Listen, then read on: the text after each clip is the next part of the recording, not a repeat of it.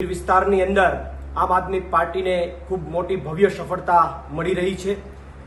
તાલાળા તાલુકા અને જ્યાં પણ જે ઇકોઝોનનો વિસ્તાર છે ગીરની અંદર, એ વિસ્તારોની અંદર ક્યાંક અને ક્યાંક ભાજપને જાકારો મળી રહ્યો છે અને આમ આદમી પાર્ટી અને સાવરણાને સફળતા મળી રહી છે। તાલાળા તાલુકા પંચાયતની વાત કરવામાં આવે તો 7 થી 7 જેટલી સીટોની અંદર આમ આદમી પાર્ટીની ભવ્ય જીત થઈ છે।